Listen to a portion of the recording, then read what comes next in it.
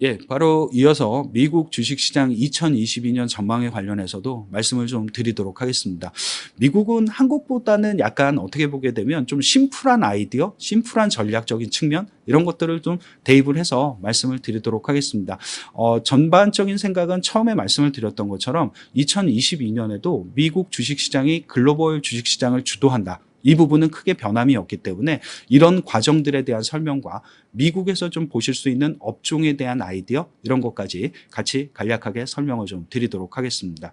우선 여기 보이시는 왼쪽에 있는 그림이 뭐냐면 S&P 500의 2021년과 2022년의 EPS 추정치입니다. 보시게 되면 올해 S&P 500의 EPS 추정치는 205불 정도 되고요. 내년이 223불 정도 됩니다. 올해보다 한 8.4% 정도 늘어나는 EPS 추정치를 갖고 있습니다. 근데 여기서 좀 주목하셔야 될 부분 중에 하나가 뭐냐면 이 EPS 추정치가 2021년 것도 그렇습니다만 2022년 것도 꾸준히 상향 조정되고 있다는 특징을 갖고 있습니다. 어떻게 보면 앞서 살펴보신 한국하고는 조금 다른 거죠. 한국은 2022년 순이익 전망치가 하향 조정되는데 미국은 상향 조정되고 있는 거죠.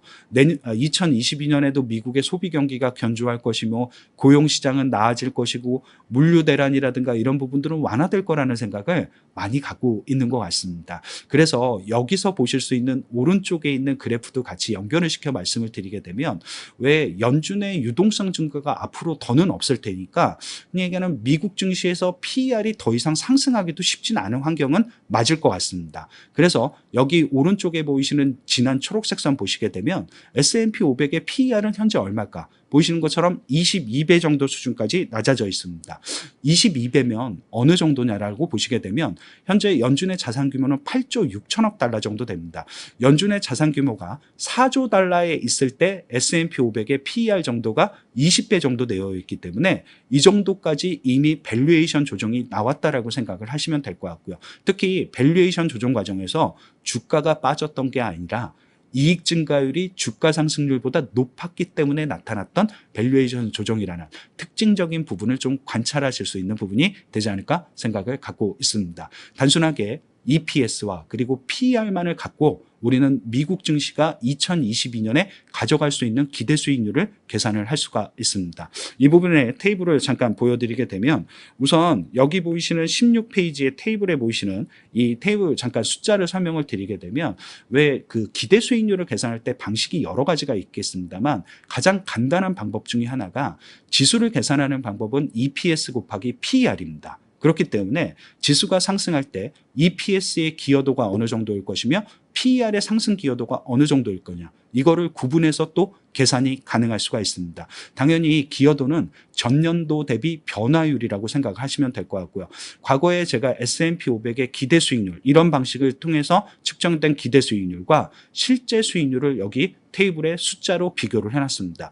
거의 큰 차이가 없다는 특징을 갖고 있죠. 그러면 내년 즉 2020년에도 이런 방식을 통해서 S&P 500의 기대 수익률을 측정을 해보게 됩니다. 우선 말씀드렸듯이 S&P 500의 2022년의 EPS 증가율은 8.4%가 됩니다. 이게 먼저 흔히 얘기하는 S&P 500의 기대 수익률의 하나가 되겠죠. 또 다른 변수는 과연 PER이 얼마나 기여를 해줄 건가가 또 중요한 포인트가 될 것 같습니다. 이거는 좀 과거의 경험을 보시게 되면 여기 2014년과 15년 연준이 통화정책을 긴축으로 전환을 했던 시기였습니다. 2014년은 테이퍼링을 실행을 했었고 2015년은 기존금리를 인상을 했었습니다. 그 당시 S&P 500의 PER은 전년도 대비 얼마나 변했냐는 걸 평균으로 보시게 되면 2% 정도 평균 상승했습니다. 그러면 간단하죠. S&P 500의 2022년의 기대 수익률은 8.4라는 EPS 증가율에 과거에 긴축이 있었을 때 PER이 상승했던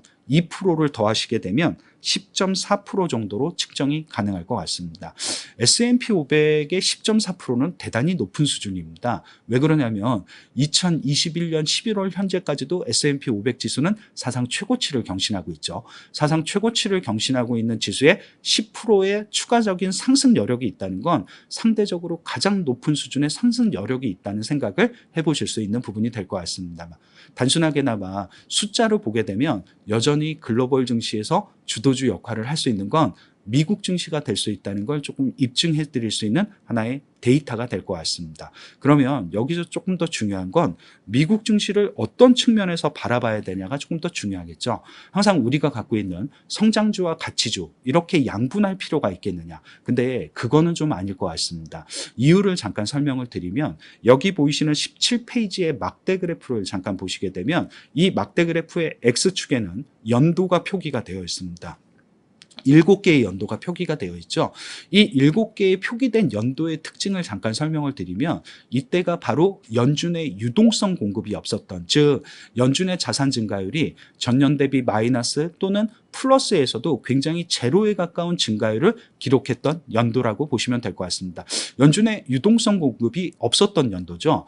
S&P 500은 총 24개 업종으로 구성이 되어 있습니다. 이거를 제가 인위적으로 3개로 이제 업종을 끊어서 보게 됩니다. 8개 업종씩 3개 그룹핑화를 시키면 되고 거기 그룹의 기준이 뭐였냐면 EPS 증가율이었던 거죠. 보이시는 것처럼 EPS 증가율 상위 8개, 중위 8개, 하위 8개 이렇게 구분해서 보시게 되면 연준의 유동성 공급이 없었던 매해년도의 특징은 뭐냐면 결과적으로 EPS 증가율, 즉 이익 증가율이 가장 높았던 업종이 수익률이 가장 좋았다는 특징을 갖고 있습니다.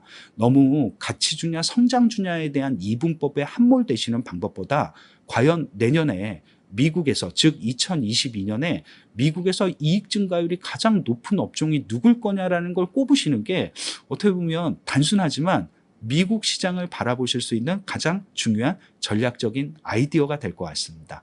이거를 갖고 테이블을 잠깐 설명을 드리게 되면 페이지 18페이지에 테이블을 잠깐 보시면 될 것 같습니다. 여기 보이시는 8개 업종은 2022년에 EPS 증가율이 가장 높을 거라고 꼽히는 8개의 미국 업종들입니다. 잠깐 살펴서 말씀을 드리면 첫 번째로 EPS 증가율이 가장 높을 거라고 생각하는 업종은 운송업종이죠. 미국의 운송업종은 좀 특징이 있습니다. 여기 구성 업종들을 보시게 되면 우선 철도업종이 있습니다. 그리고 두 번째로는 페덱스나 UPS와 같은 항공 물류 업종이 여기에 또 포함이 되어 있고요. 그리고 우리가 흔히 알고 있는 항공 서비스 업종도 여기에 포함이 되어 있습니다. 어떻게 보면 인프라 투자에 대한 기대, 물류 대란에 대한 완화, 그리고 리오프닝에 대한 기대감이 모두 다 복합이 되어 있는 대표적인 업종이기도 합니다. 근데 이런 업종의 이익 증가율이 그래서 내년에 2022년에 가장 높을 거라고 생각을 갖고 있는 것 같습니다. 두 번째 미국 업종은 에너지 업종입니다. 우리나라의 정유 업종과는 좀 성격이 다르죠. 대부분 미국의 에너지 업종은 시추 기업들로 구성이 되어 있다 보니까 유가가 상승하는 게 EPS 증가로 모두 다 이어진다는 특징을 갖고 있습니다. 그래서 두 번째로 높은 EPS 증가율을 기대를 하고 있는 업종이고요. 세 번째 업종은 미국에서도 여전히 전기차라든가 이런 쪽에 성장에 대한 기대는 굉장히 높은 것 같습니다. 그래서 자동차와 자동차 부품 업종이 세 번째로 높은 이익 증가율을 갖고 올 거라고 보고 있습니다. 네 번째로 이익 증가율이 높은 업종은 미국 내에서 자본재 업종이죠. 근데 자본재 업종은 너무 어렵게 생각 안 하셔도 되고요. 미국의 캐터필라라든가 대부분 기계 기업들이 여기에 또 포함이 되어 있습니다. 내년 인프라 투자에 대한 기대, 즉 바이든 정부가 발표한 2022년의 인프라 투자에 대한 기대가 여기에 분명히 많이 녹아져 있다는 생각을 갖게 됩니다. 또 특징적으로 소프트웨어 업종과 미디어 업종이 또 여기에 포함이 되어 있습니다. 잘 아시는 소프트웨어하고 미디어를 합치게 되면 최근에 가장 성장주로 꼽히게 되는 메타버스라는 조합체가 또 나오게 됩니다. 이런 쪽들, 즉 어떻게 보면 2022년 같은 경우는 꼭 미국 증시를 보실 때 가치주냐 성장주냐의 문제가 아니라 연준의 유동성 공급이 없기 때문에 누가 이익 증가율이 가장 높을 거냐, 그리고 이익 추정치가 누구를 중심으로 해서 상향 조정될 것이냐, 이게 가장 중요한 포인트라고 생각을 해두시면 될 것 같습니다. 간략하게나마 미국 증시가 갖고 있는 기대 수익률, 업종별에 대한 생각을 말씀을 드렸으면 내년에 글로벌 증시를 또 보실 때 또 중요한 포인트가 있겠죠. 그 중요한 포인트가 바로 미국과 중국의 역할의 변화라고 생각을 하시면 될 것 같습니다. 왜 우리가 기존에 생각했던 미국과 중국의 역할은 뻔한 거죠.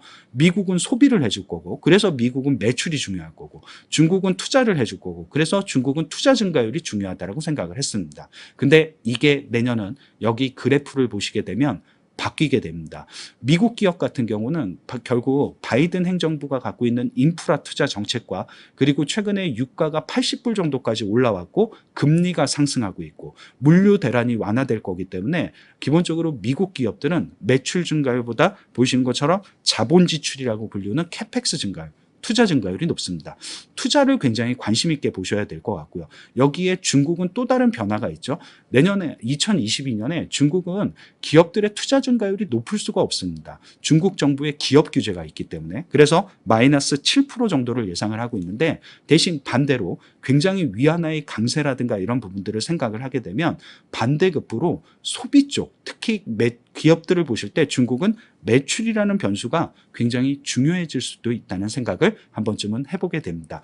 글로벌 밸류 체인이 변할 수 있다는 거죠. 그러면 글로벌 밸류 체인이 변할 때 글로벌 전체적으로 좀 가져가 보실 수 있는 아이디어는 결과적으로 해당 기업이 갖고 있는 매출 증가율, 투자 증가율, 그리고 잉여 현금 흐름의 증가율 이런 것들을 갖고 우리가 알고 있는 신규 투자 가능 기업군과 여태까지 투자를 했던 걸 자금을 회수할 수 있는 이런 기업군으로 구분이 가능하다는 것도 한 번쯤 예전처럼 맨날 성장주와 가치주의 이런 함몰 형태보다는 신규 투자 가능 기업군과 그리고 자금을 회수할 수 있는 기업군 이런 쪽으로 나눠서 보실 수도 있다는 게 글로벌 투자 전략에서 말씀을 드릴 수 있는 또 다른 개별 기업별 선정의 아이디어가 되지 않을까 생각을 갖고 있습니다. 전체적으로 미국 증시를 좀 설명을 드릴 때 미국 증시가 갖고 있는 기대 수익률, 업종별에 대한 생각 그리고 마지막 글로벌 기업들을 좀 선별할 수 있는 아이디어까지 같이 설명을 올려드렸습니다. 오늘 제가 말씀드릴 수 있는 글로벌 주식시장 전망과 전략에 대한 부분은